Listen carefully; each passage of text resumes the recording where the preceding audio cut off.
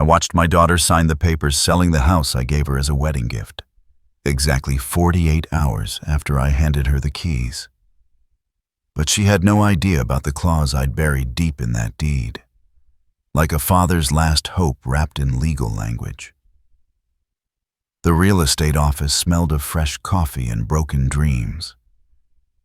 Through the window, I could see Emma laughing with her husband Marcus as they shook hands with their buyer. A young couple who reminded me painfully of Martha and me 30 years ago, when the world still held promises we believed in. The irony cut deeper than I expected. "Dad?" Emma's voice startled me from my vigil across the street. She stood there, designer purse clutched against her chest like armor, her wedding ring catching the afternoon light. "What are you doing here?" The question hung in the air between us like smoke from a house fire. Everything familiar burning away, leaving only the bitter residue of what used to be. I'd been asking myself the same question for the past 2 days. What was I doing here? Watching my only child, the little girl who once drew me Father's Day cards with stick figures holding hands, sell the most generous gift I'd ever given anyone. The house that had cost me my retirement fund. My dream of traveling with Martha before she passed. My belief that love could be measured in square footage and mortgage payments. "I wanted to see if the stories were true," I said, my voice steadier than my heart. About my daughter selling the house her father gave her before the wedding flowers had even wilted. Emma's face shifted through a kaleidoscope of emotions. Guilt, defiance, something that might have been shame if I squinted hard enough.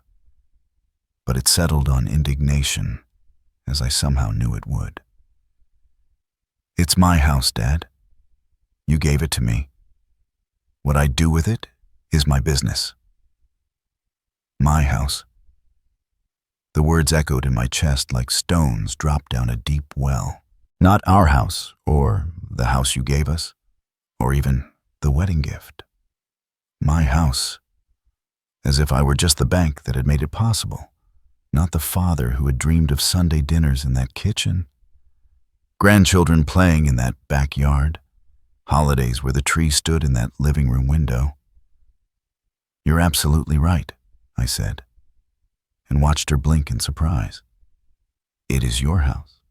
Or rather, it was."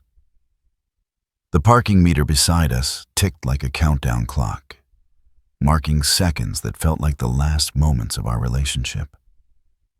Around us, life continued its ordinary rhythm. Cars passing, people walking their dogs, the world moving forward while ours crumbled into something unrecognizable.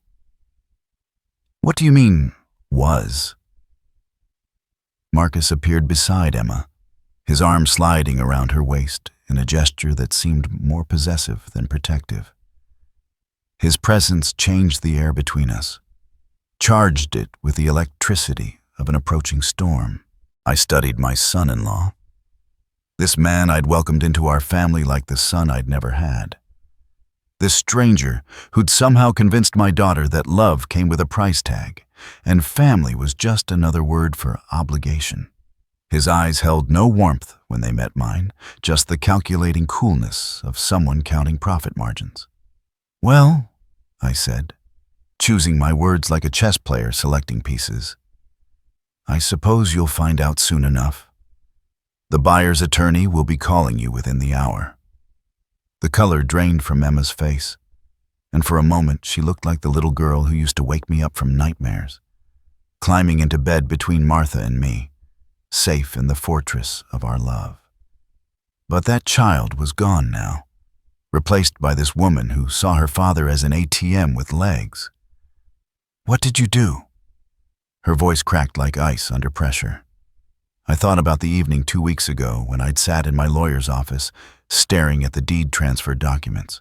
Janet Morrison had been Martha's best friend, and now she was the only person I trusted with the legal labyrinth of modern life.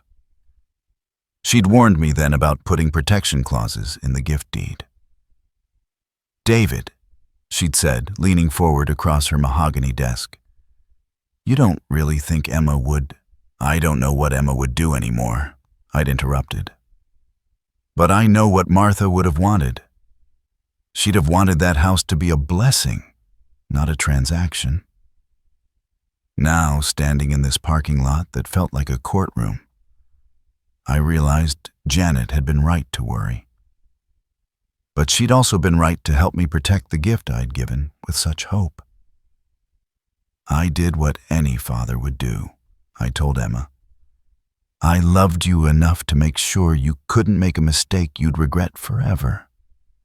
The truth was spreading across Emma's face like sunrise, slow, inevitable, and illuminating everything she'd tried to keep in shadow.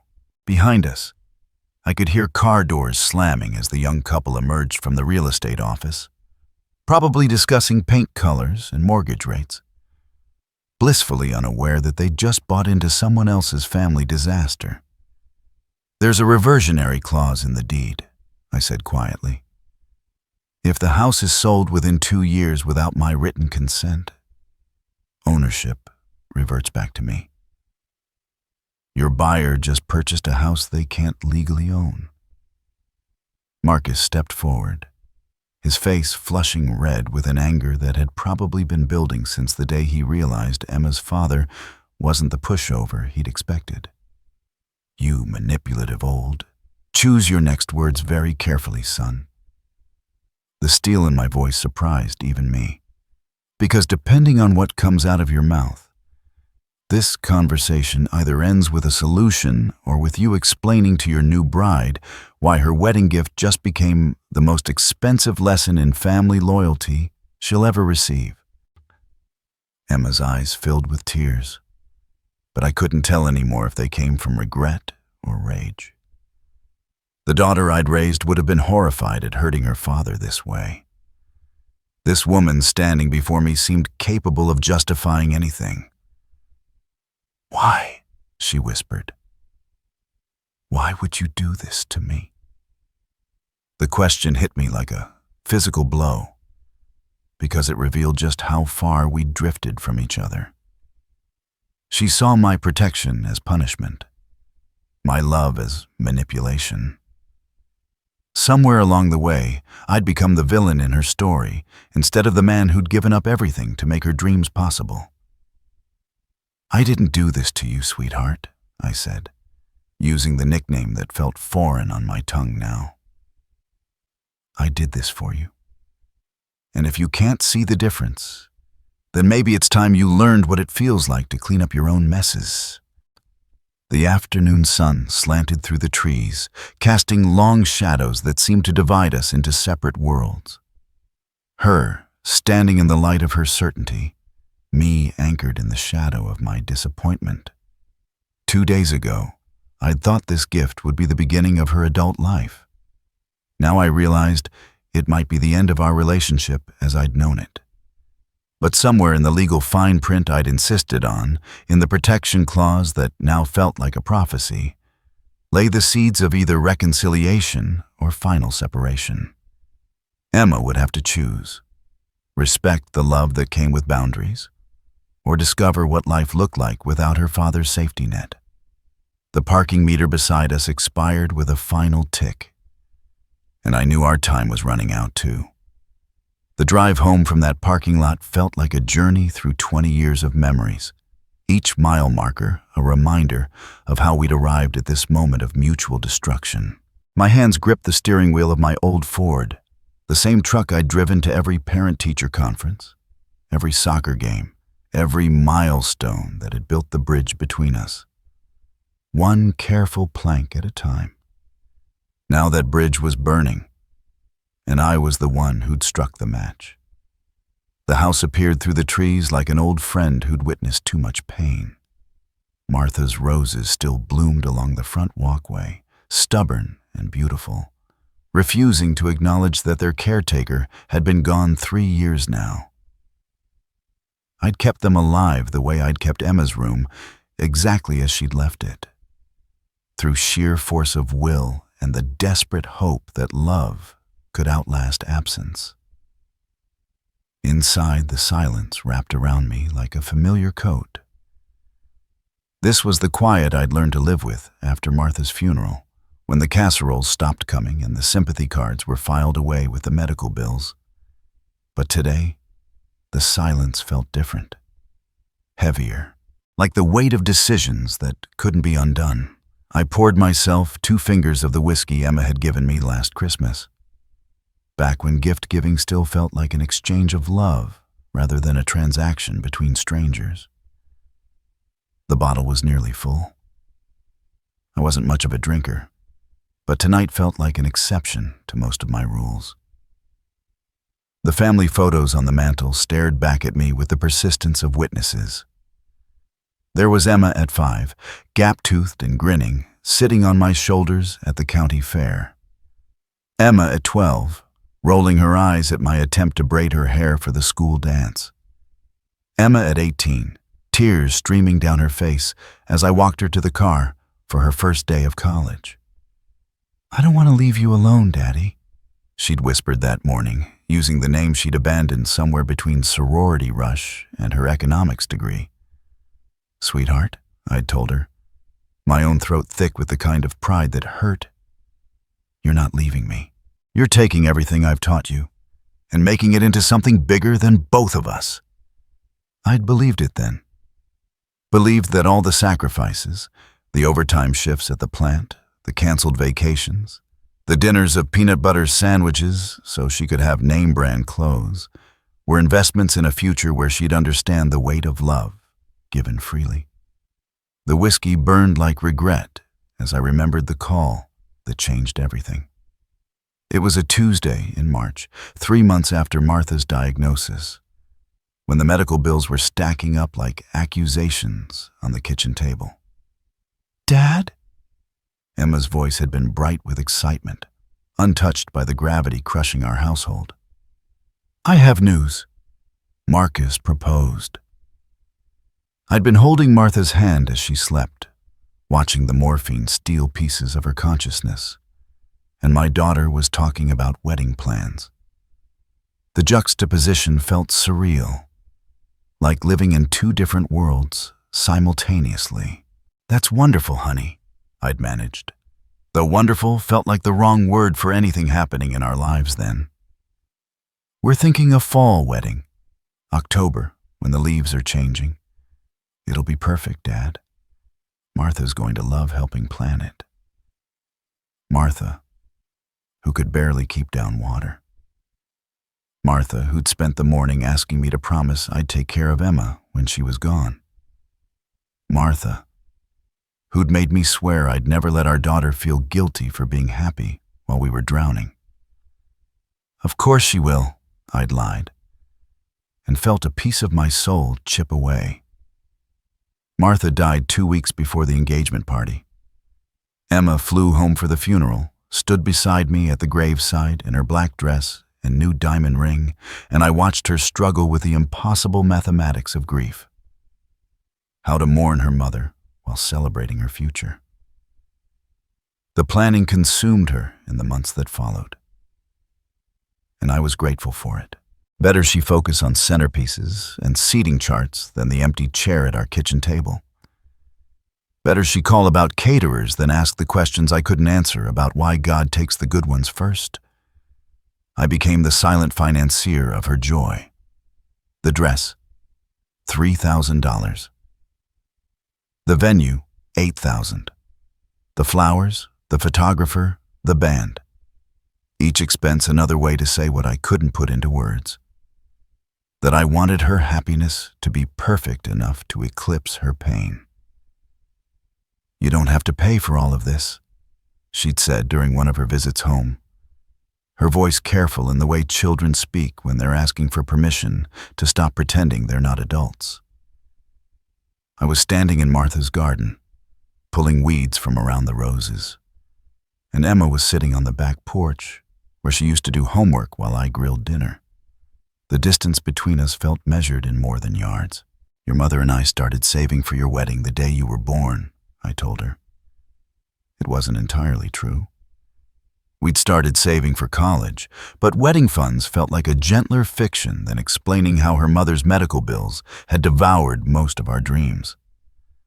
But after everything with Mom's treatment, your mother would want this for you, I said. And that part was true. Martha had made me promise to give Emma the wedding she'd dreamed of, even if it meant spending money we didn't have on happiness we couldn't afford. The real sacrifice came later. In the quiet hours after Emma's visits, when I'd sit at the kitchen table with a calculator and a stack of bills, playing a numbers game where love always cost more than logic suggested it should. I picked up extra shifts at the plant, sold Martha's car, canceled my health insurance, and prayed my body would hold out until Medicare kicked in. Each decision felt like shedding weight for a long journey, keeping only what was essential. The house idea came to me during one of those late-night accounting sessions. Emma and Marcus were renting a cramped apartment in the city, complaining about landlords and rising costs, dreaming out loud about someday buying something of their own. Someday felt like a luxury I might not live to see. I called Janet Morrison the next morning, my voice steady despite the magnitude of what I was asking. "David, that's your entire retirement fund," she'd said, her lawyer's caution warring with her friendship. "Martha and I were going to travel," I replied. "See Europe, maybe take that cruise to Alaska. But those were dreams for two people. One person doesn't need that much money to be happy." The paperwork took 6 weeks. 6 weeks of second-guessing and sleepless nights, of staring at the ceiling and wondering if love was supposed to cost everything you had to give. But the morning I handed Emma the keys, watching her face transform from confusion to disbelief to something that looked like worship, that morning felt worth every sacrifice I'd made. "Dad, I can't accept this," she'd whispered, holding the keys like they might disappear. "You already have," I'd said, pulling her into a hug that felt like every Christmas morning and birthday surprise compressed into one moment of perfect understanding. 3 days later, she sold it. The ice in my whiskey had melted, leaving the amber liquid warm and bitter. Outside, the sun was setting behind the trees Martha had planted when we'd first bought this house. Back when Emma was just a possibility we whispered about in the dark. Tomorrow, I'd have to explain to my lawyer why the protection clause I'd insisted on was about to destroy what remained of my relationship with my daughter. Tonight, I'd sit in this house full of memories and try to understand how love had become such a complicated transaction. The phone rang, sharp and insistent in the quiet. Emma's name appeared on the caller ID, and I stared at it for 4 rings before deciding that some conversations were better postponed until morning. Some bridges take time to burn completely. The phone rang again at 7:30 the next morning, cutting through my coffee ritual like a blade through silence. This time I answered on the first ring. "Dad, we need to talk." Emma's voice carried the brittle edge of someone who'd spent the night rehearsing arguments instead of sleeping. "I figured we might," I said, settling into Martha's chair by the window where she used to read her morning devotions. The irony wasn't lost on me. Seeking comfort in the habits of someone who'd always believed in forgiveness, even when it cost everything. "Can you meet us at the house? The one with all the legal complications?" The house. Not my house anymore, I noticed. Already, ownership was becoming negotiable in her mind, a problem to be solved rather than a gift to be treasured. "I'll be there in an hour," I said. The drive to Maple Street felt like traveling backwards through time. I remembered the day I'd first seen the listing, a modest colonial with good bones and a yard big enough for the grandchildren I'd dreamed of chasing around while Emma and Martha planned Sunday dinners.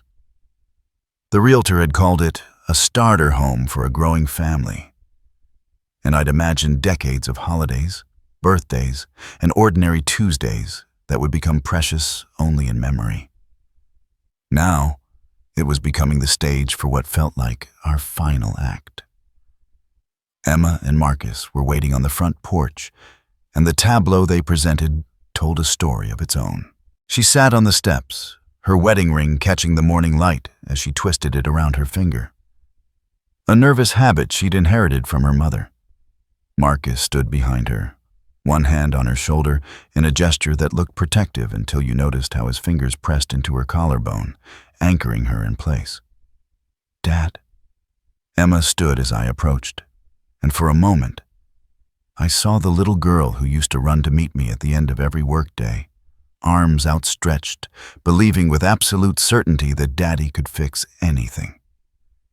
That little girl was gone, replaced by this woman whose eyes held calculations instead of trust. "Let's go inside," I said, unlocking the door with the spare key I'd kept. The one that now felt heavy with the weight of legal implications neither of us had fully grasped yet. The house smelled like fresh paint and new carpet, the scent of possibilities that would never be realized. Emma had chosen the colors herself. Soft gray for the living room, sage green for the kitchen, warm cream for what she'd called the future nursery, with a shy smile that had made my heart swell with grandfatherly dreams. "So," Marcus said without preamble, his voice echoing in the empty rooms, "what exactly does this reversionary clause mean, in practical terms?" I studied my son-in-law, this man who'd never asked my permission to marry my daughter, never sought my blessing, never shown any interest in understanding the family he was joining. His question was purely transactional, stripped of any acknowledgement that we were discussing the destruction of a gift given in love. "It means," I said carefully, "that when you sold this house without my written consent, you didn't actually sell it. You entered into a contract you can't fulfill." Emma's face went pale. "But the buyers already gave us the money." "Money you'll have to return, with interest, and probably penalties for breach of contract." The silence that followed was the kind that changes the atmospheric pressure in a room. I watched Emma's world reorganize itself around this new reality, her dreams recalculating like a GPS device discovering its destination no longer exists. "This is insane," Marcus exploded, his composure finally cracking. "You can't just trap people with legal technicalities. It's manipulative. It's protection," I interrupted, my voice steady despite the storm building in my chest, "for both the gift and the person receiving it." "Protection from what?" Emma's voice was small, wounded, and I heard echoes of every skinned knee I'd ever bandaged, every nightmare I'd chased away. "From this," I thought. "From becoming the kind of person who treats love like a commodity." But what I said was, "From making decisions you might regret when you're older and understand the weight of what was freely given." "You mean you wanted to control us?" Marcus snarled. "Make sure we could never really be independent." The accusation hit like a physical blow, partly because it contained just enough truth to sting. Had I wanted control? Or had I simply wanted assurance that my sacrifice meant something more than a quick profit? "I wanted," I said, choosing each word like I was defusing a bomb, "to give you both something that would grow in value. Not just financially, but emotionally. A place where you'd build memories instead of calculating resale prices." Emma stood abruptly, pacing to the window that overlooked the backyard where I'd imagined teaching grandchildren to throw a baseball. Her reflection in the glass looked like a stranger, harder, more angular than the daughter I remembered. "You don't understand, Dad. We needed that money. Marcus has opportunities, investments that could set us up for life. investments. The word sat between us like a dead-end animal, rank with the smell of priorities I didn't recognize. What kind of investments require you to sell your wedding gift before the thank you cards are written? Marcus stepped forward, his jaw tight. Real estate development in Phoenix, a ground floor opportunity with guaranteed returns. But it requires liquid capital. Liquid capital. My retirement fund, liquefied and flowing towards someone else's dreams of quick money and easy profit. The gift I'd wrapped in 20 years of overtime shifts was being unwrapped and converted into speculation on desert properties I'd never see. And you couldn't wait? Couldn't build equity in this house first? Create some stability? Stability is for people who don't have vision, Marcus said. And I saw Emma nod in agreement. Her reflection in the window bobbing like a marionette. Vision. I thought about my vision. Sunday dinners around a kitchen table. Grandchildren's drawings magneted to a refrigerator. Holiday mornings with wrapping papers scattered across these hardwood floors. Apparently my vision was too small, too ordinary, too rooted in the kind of happiness that doesn't compound at 8% annually. I see, I said, and the phrase carried more weight than either of them understood. So this house was just inconvenient for you, an asset to be monetized rather than a home to be lived in. That's not fair, Emma said, but her voice lacked conviction. We're grateful, Dad. Really. But gratitude doesn't pay for opportunities. Grateful. The word sounded foreign in her mouth, like she was speaking a language she'd learned from a phrase book rather than lived. When your mother was dying, I said quietly, she made me promise something. She said, David, don't let Emma forget that love isn't a transaction. Don't let her turn into someone who measures affection in dollars. Emma's reflection wavered in the window, and for a moment, I thought I saw tears. But when she turned around, her eyes were dry and determined. Mom's been gone 3 years, Dad. The world has moved on. Marcus and I have to think about our future.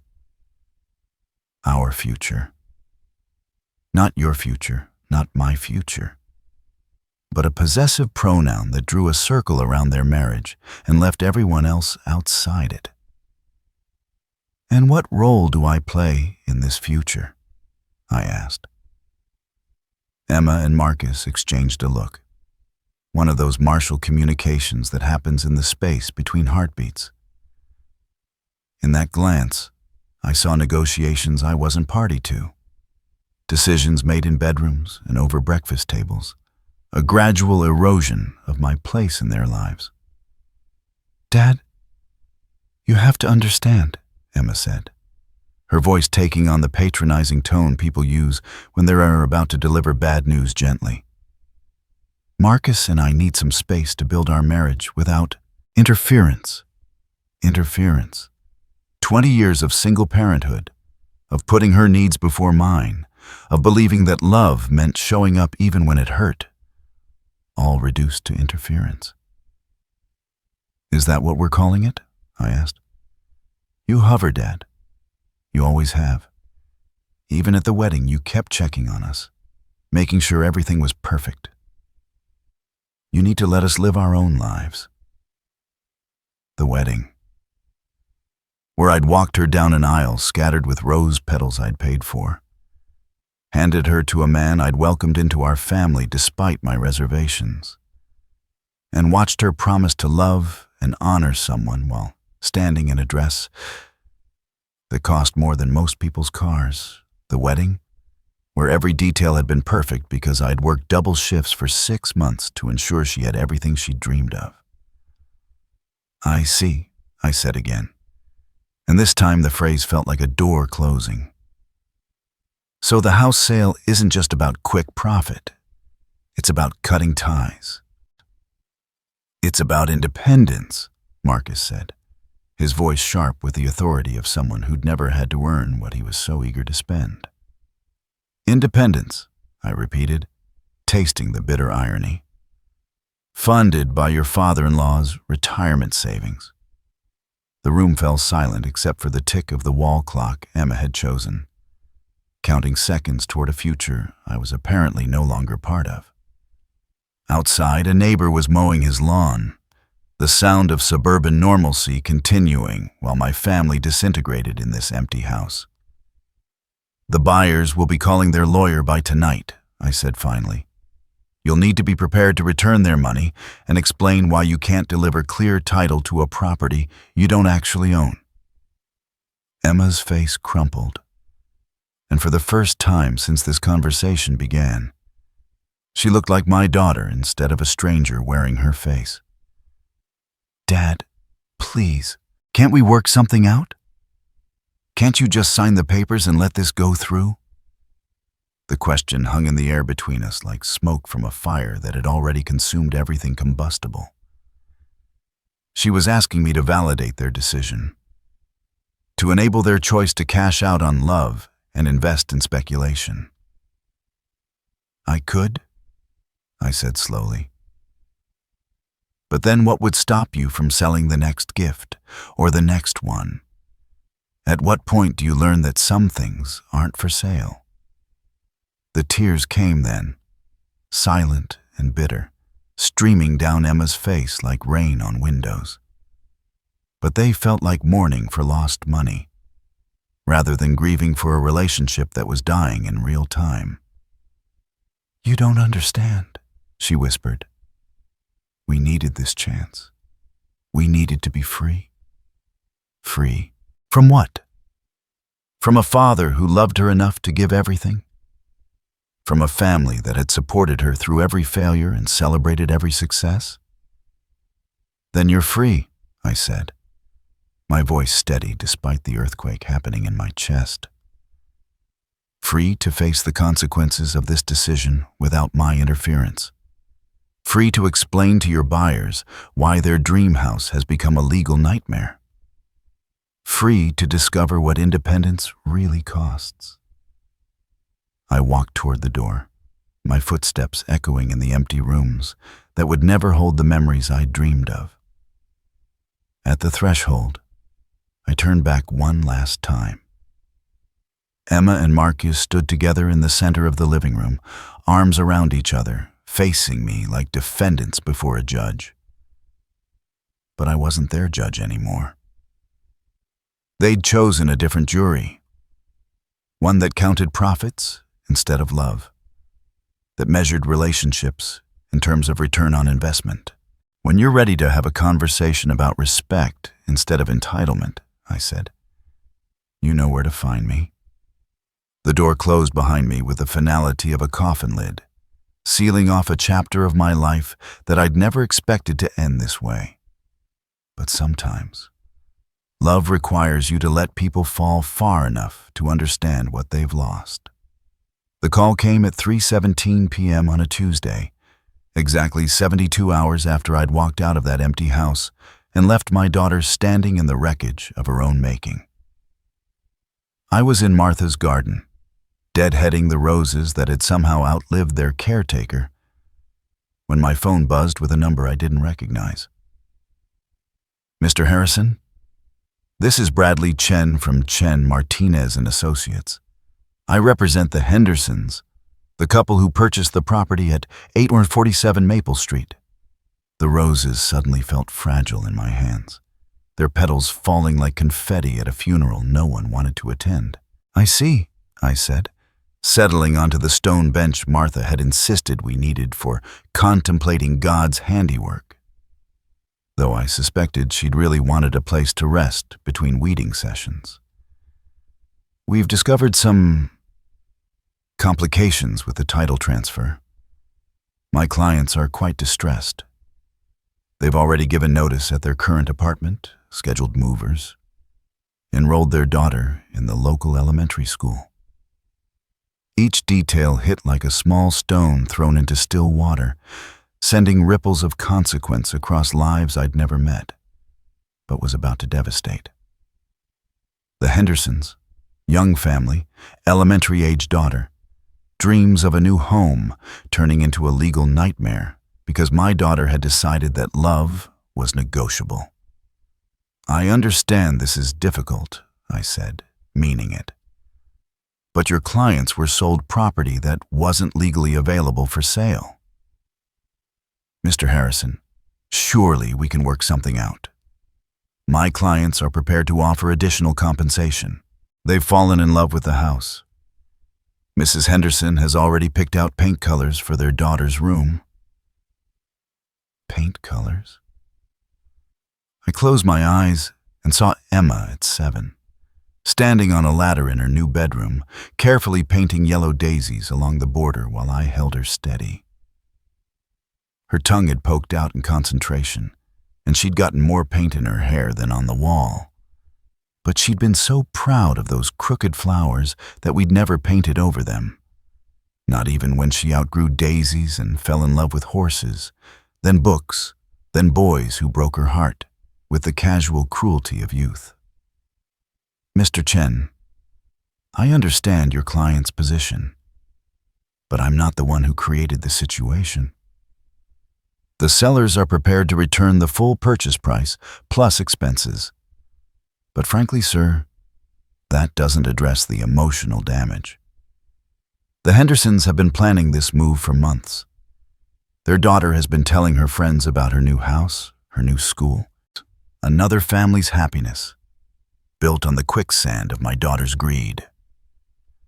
I thought about calling Emma, trying one more time to explain why love couldn't be liquidated and invested in desert real estate. But some lessons can only be learned through consequence. And Emma had chosen her curriculum when she chose quick profit over patient gratitude. "I'm sorry for your client's disappointment," I said. "But the sale was invalid from the moment it was executed. Your clients have legal recourse against the sellers for misrepresentation." The silence on the other end stretched like a rubber band about to snap. Finally, Chen's professional composure cracked slightly. "Mr. Harrison, my clients are considering filing suit against everyone involved in this transaction. The sellers, the real estate agents, even the title company. This could get very expensive for everyone." Then everyone involved should have been more careful about the legality of what they were selling. I ended the call and sat in Martha's garden, surrounded by roses that bloomed whether I deserved their beauty or not. The afternoon sun filtered through the maple leaves, the same kind of maple that gave Emma's street its name. The street where she'd planned to build her independence on the foundation of my demolished dreams. My phone buzzed again. Emma's name on the screen, urgent and demanding. "Dad, what have you done?" No greeting, no acknowledgement of the chasm that had opened between us.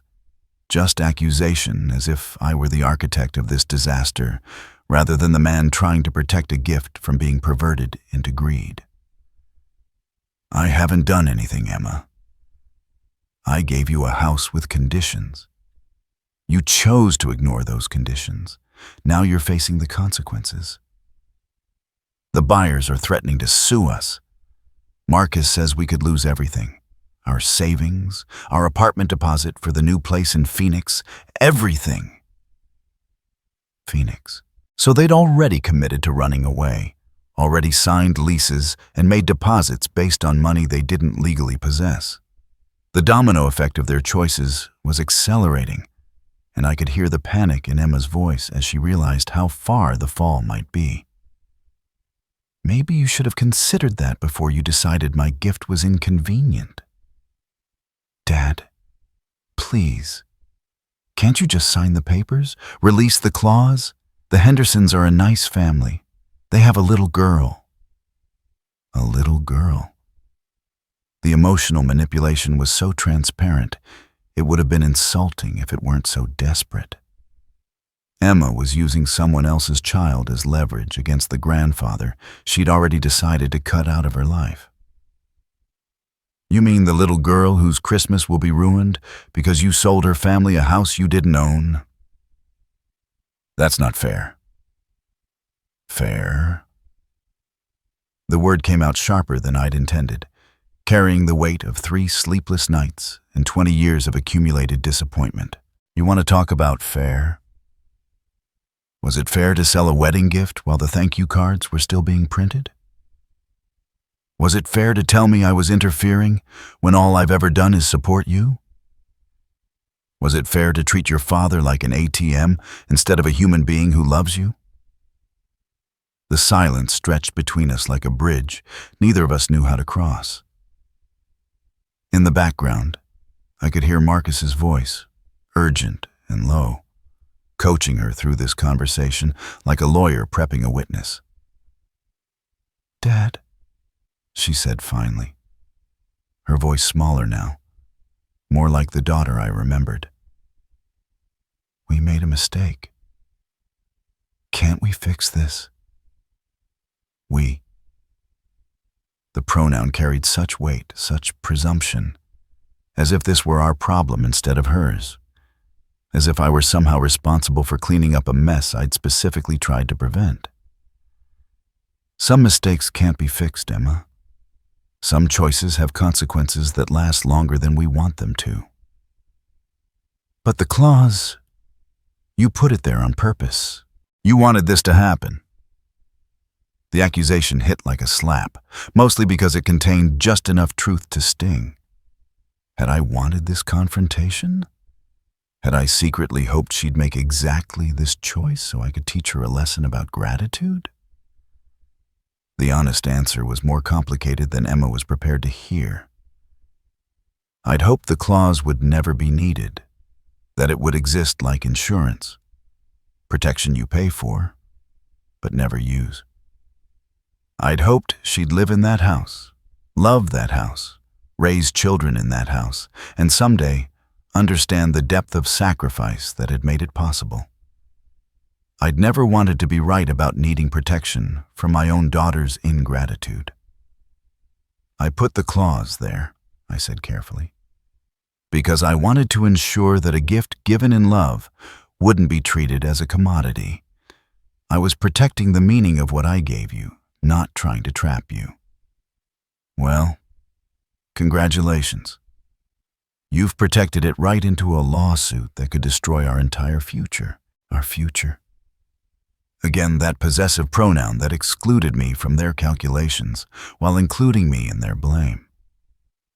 "Emma, I'm going to ask you something, and I want you to think carefully before you answer." I could hear Marcus whispering urgent instructions in the background, but I pressed on. "If I release this clause and let this sale go through, what happens to us? To our relationship?" The pause was longer this time, filled with the weight of a question she hadn't expected and didn't want to answer honestly. "What do you mean?" "I mean, if I solve this problem for you, if I make your legal troubles disappear and let you walk away with your profit, do you really think we'll have Sunday dinners and birthday calls and the kind of relationship I'd hoped we'd have?" Another pause, more whispered coaching from Marcus. "Dad, of course we will. You're my father. Nothing changes that." But everything in her tone suggested otherwise. The careful distance, the formal politeness, the way she spoke to me like I was a business contact rather than the man who'd raised her. "Emma, I want you to listen very carefully to what I'm about to say." I stood up from Martha's bench, my legs stiff from sitting still while my world rearranged itself around this conversation. "I will release the clause. I will let this sale go through. I will solve your legal problems and let you walk away with the money you've already spent." I heard her sharp intake of breath, the beginning of relief and gratitude. "But," I continued, "there will be conditions. What kind of conditions? The kind that makes sure this never happens again. The kind that establish clear boundaries about what I'm willing to give and what you're entitled to take. More whispering from Marcus. More urgent consultation. What are you saying, Dad? I'm saying that if I clean up this mess for you, it's the last mess of yours I'll ever clean up. No more financial support, no more emergency funds, no more safety net. You wanted independence? You'll have it. Complete independence. The silence that followed was different from the others. Heavier, more final. In it, I could hear Emma calculating, weighing the immediate relief of having her legal problems solved against the long-term cost of losing her father's financial backing. You're blackmailing me, she said finally. I'm offering you a choice, I corrected. Take responsibility for the consequences of your actions. Or let me solve this problem and lose the right to ask me to solve future ones. That's not fair. Family doesn't work that way. You're right, I said. Family doesn't work that way. Family doesn't sell wedding gifts behind their father's back. Family doesn't cash out love for investment opportunities. Family doesn't cut people out of their lives after taking their money. I could hear her crying now, soft and bitter.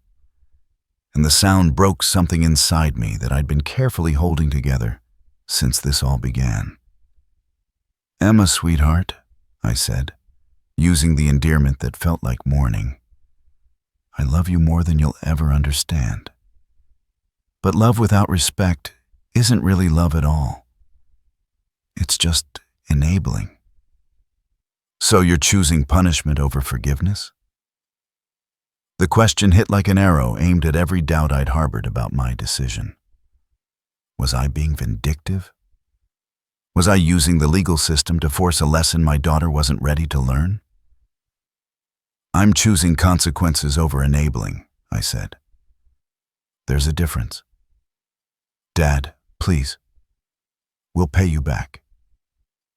When the Phoenix investment pays off, we'll pay you back everything. When, not if. Even now, facing the collapse of their grand plan, Emma was still betting on Marcus's promises of easy money and quick returns. This was never about money, I said. This was about respect, about understanding the weight of what was freely given, about treating family like family instead of like a bank. I heard Marcus's voice in the background, sharper now, more insistent. Then Emma's voice, muffled as she covered the phone to argue with her husband. When she came back on the line, her tone had changed completely. Fine, she said, and the word carried the cold finality of a door slamming shut. Keep your claws. Keep your house. We'll figure out another way. Emma, no, Dad. You've made your choice. You chose legal technicalities over your daughter's happiness. You chose being right over being loving. I hope it was worth it. The line went dead, leaving me standing in Martha's garden with a phone pressed to my ear and the sound of my own heartbeat filling the silence. Above me, the maple leaves rustled in the evening breeze, and I realized that autumn was coming, whether I was ready for it or not. Some seasons arrive on schedule, indifferent to our preparations or our protests. I sat back down on Martha's bench and tried to remember what forgiveness was supposed to feel like, when it had to coexist with consequences. The roses around me bloomed with reckless beauty, offering their fragrance to anyone who bothered to notice, expecting nothing in return. Perhaps that was the lesson I was supposed to learn from all this. How to love without expectation, how to give without demanding gratitude, how to let go without giving up. The phone rang again. This time it was Janet Morrison. David, I just got a very interesting call from a Bradley Chen. He's representing some buyers who think they own your house." "What did you tell him?" "I told him the truth. That his clients need better lawyers and your daughter needs better judgment." Despite everything, I almost smiled. "And what happens now?" Now we find out if Emma learned anything from having Martha as a mother. Your wife always said that some of life's most important lessons can only be learned the hard way. I looked at the roses Martha had planted, still blooming 3 years after their gardener had gone to whatever place gardeners go when their work on earth is finished. "I hope she's right," I said, "because the easy way doesn't seem to be working." "It never does, David. It never does." 3 months later, I was pruning Martha's roses when the letter arrived. The mailman, Jerry, who'd been delivering to this address since Emma was in elementary school, handed it to me with the somber expression of someone who'd learned to read the weight of legal envelopes. "Looks official, Mr. Harrison," he said, then added with the gentle concern of a neighbor who'd watched our family's story unfold across decades, "I hope everything's all right." "Everything's exactly as it should be, Jerry," I said, and meant it in ways I couldn't have explained 3 months ago. The envelope bore the letterhead of Chen Martinez and Associates. Inside, a settlement agreement, signed and notarized, officially closing the matter of 847 Maple Street. The Hendersons had found another house, a colonial on Oak Street, with a bigger backyard and better schools. Emma and Marcus had declared bankruptcy and moved into a studio apartment in Phoenix. Their real estate dreams liquidated along with their savings. Justice, it turned out, was both swifter and more thorough than I'd expected.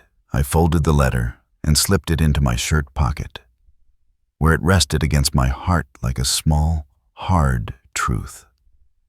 Around me, the garden Martha had planted continued its work of turning earth and sunlight into beauty, indifferent to human drama, committed only to the ancient covenant between seed and soil. The phone rang as I was washing soil from my hands. Emma's number appeared on the screen, and for a moment, my heart performed the same leap of hope it had been doing for 25 years whenever my daughter called. Some reflexes, I'd learned, outlast the relationships that created them. "Dad?" Her voice was different, smaller, stripped of the entitled confidence that had armored her through our last conversation. "Can we talk?" "We are talking," I said, settling into Martha's chair by the window where afternoon light painted everything in shades of forgiveness. "I mean, can I come see you? Can I come home?"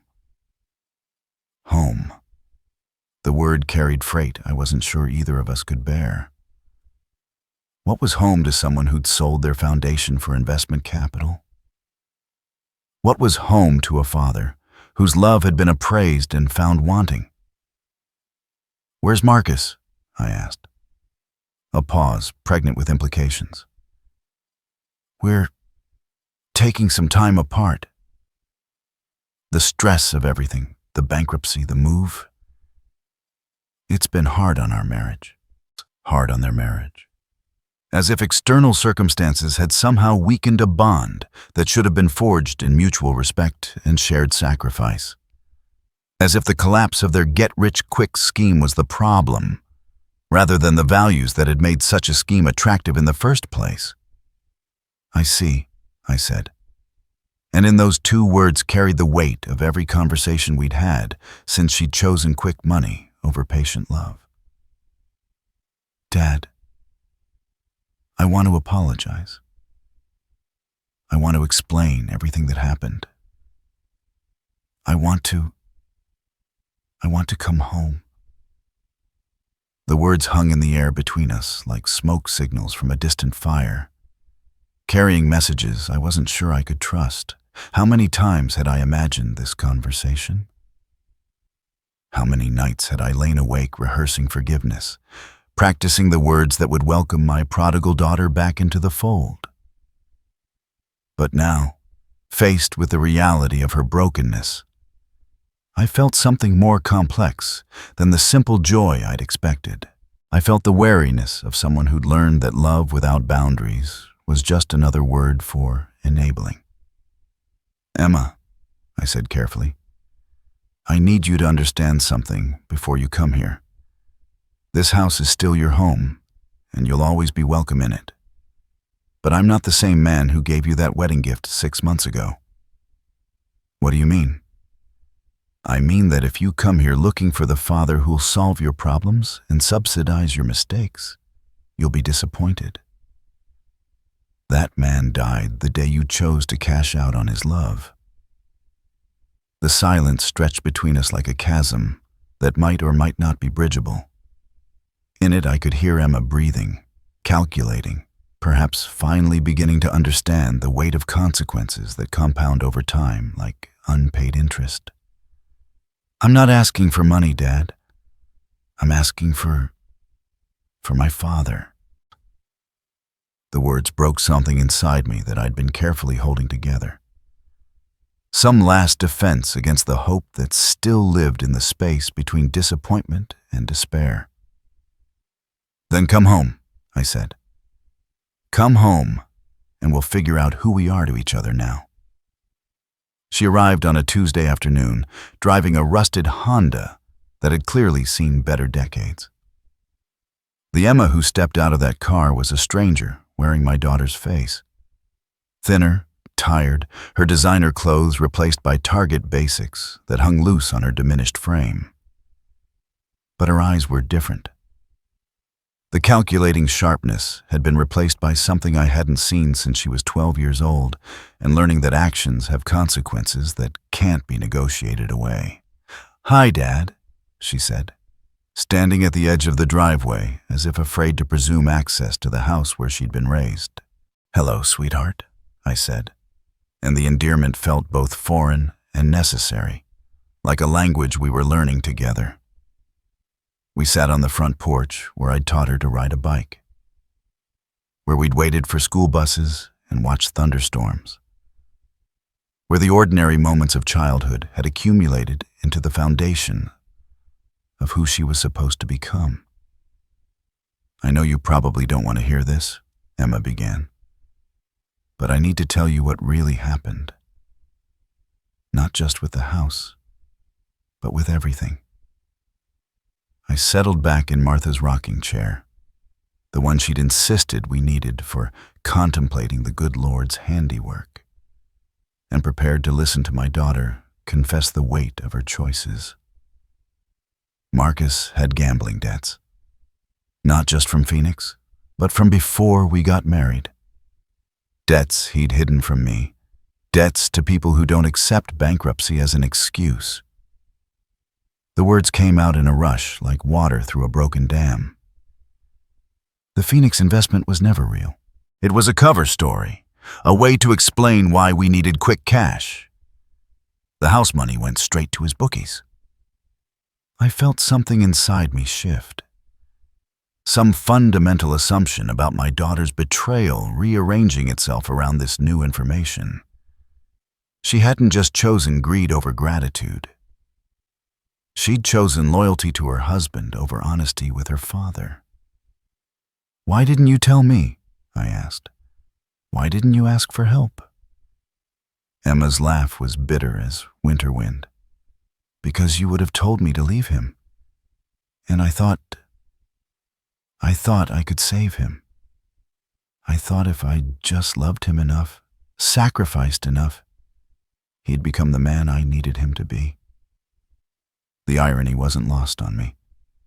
Emma had made the same mistake with Marcus that I'd made with her, believing that love could reshape someone's character through sheer force of giving. "So you sold the house to save your marriage," I said. "I sold the house to save his life. The people he owed. They weren't making empty threats, Dad. They were making promises."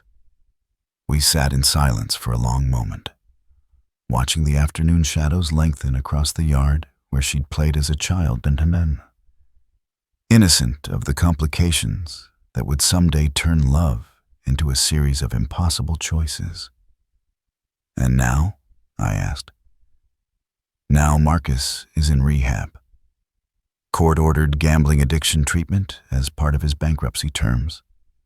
And She paused, searching for words that might bridge the gap between who she'd been and who she was becoming.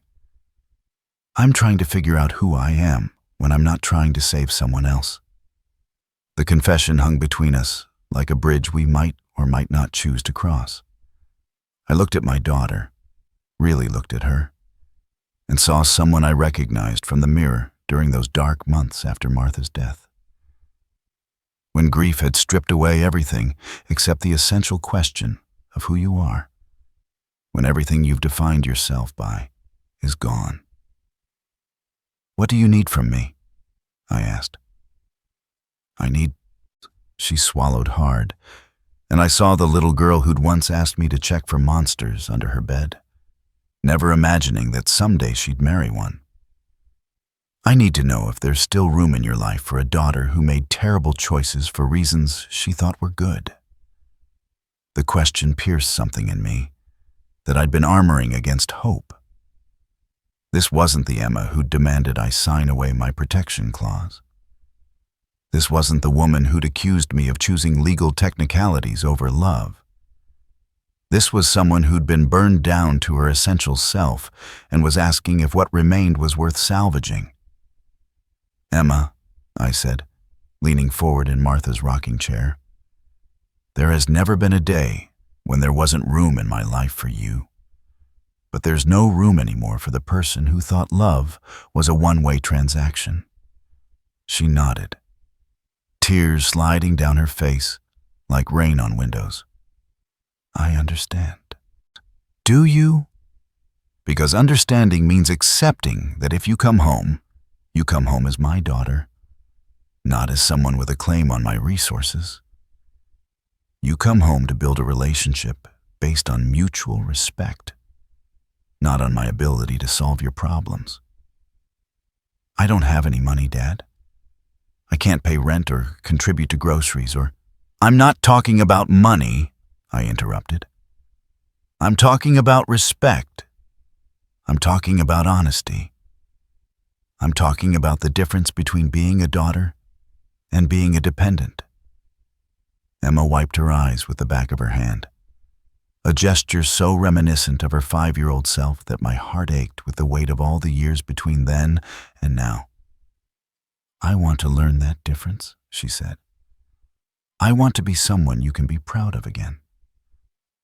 I never stopped being proud of who you could become, I said. I just stopped enabling who you were choosing to be.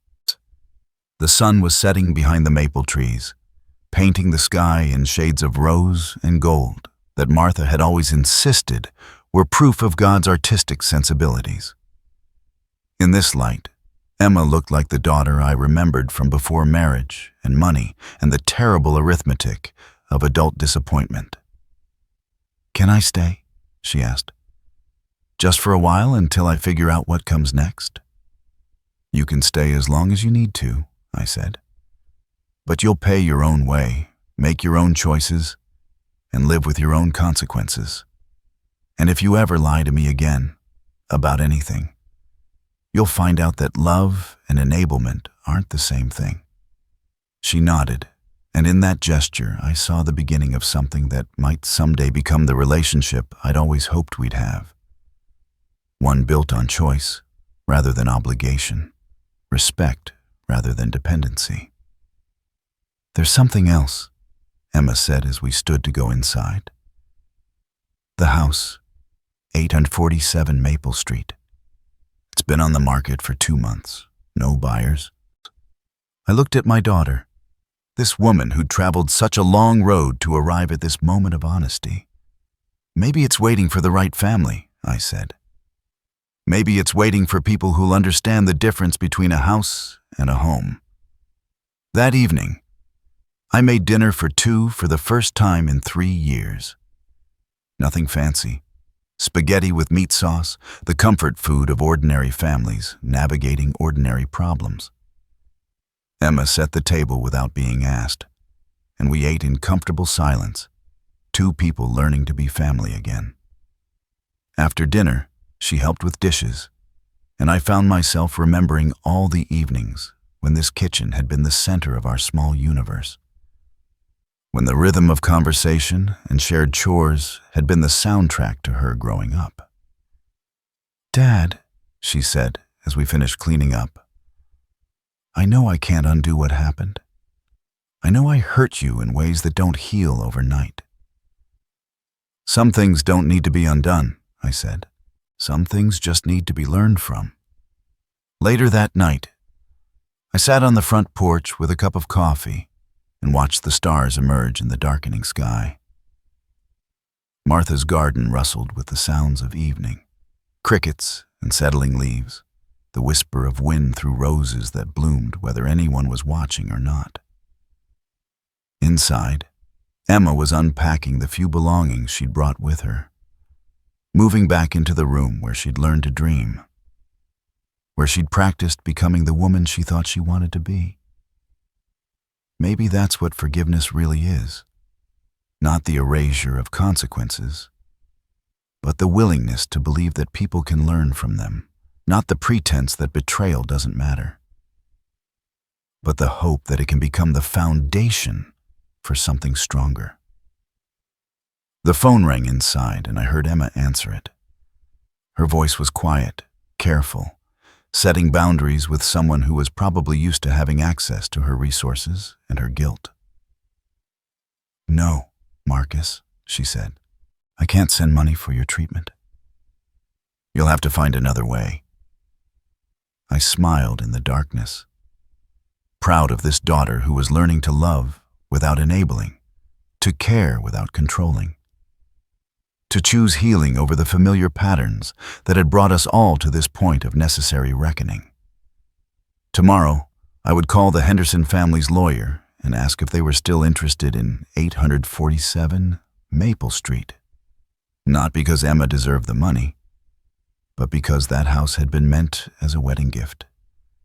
And marriages built on honesty and respect deserved homes that honored the same values. Some gifts find their proper recipients eventually, even when they have to travel through heartbreak to get there. Above me, the stars wheeled through their ancient patterns, indifferent to human drama, but somehow reassuring in their persistence. Like love itself, not dependent on our worthiness, but constant in ways that outlast our ability to destroy or deserve it.